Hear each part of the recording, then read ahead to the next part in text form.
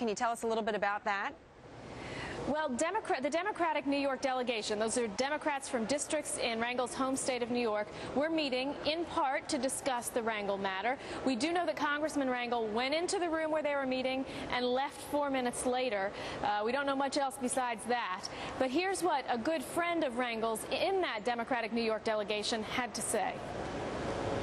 I would rather see it go away, but he would never do anything that he would benefit from. I mean, there's no question about that. So I think that the process would just play out, and I think at the end of the day, he'll be fine. Barring any type of deal, the public trial would begin in September.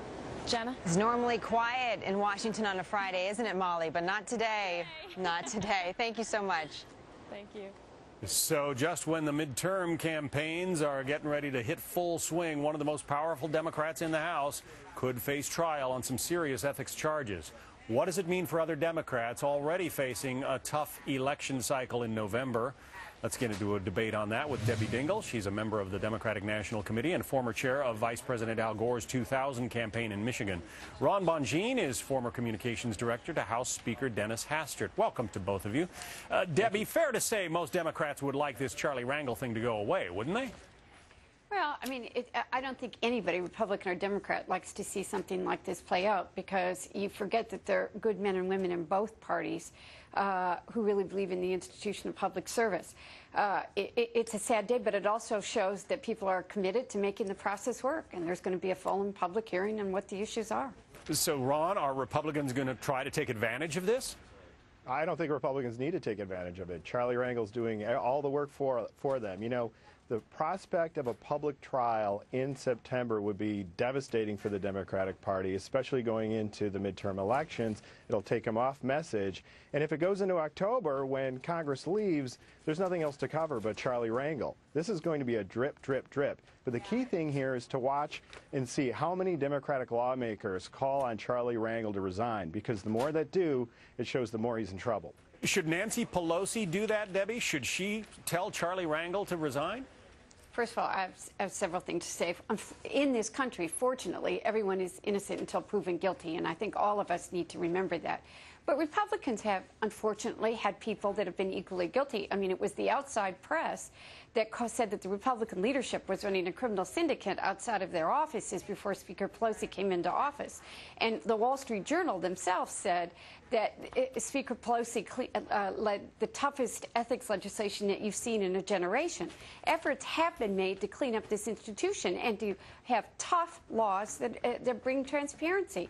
House of Representatives is reflective of this country. There are people that make mistakes and do things that are wrong. We don't know that Charlie Rangel did, but there are people in both parties that have done things wrong in the past, and neither party has anything to be happy about when they see something like this happen.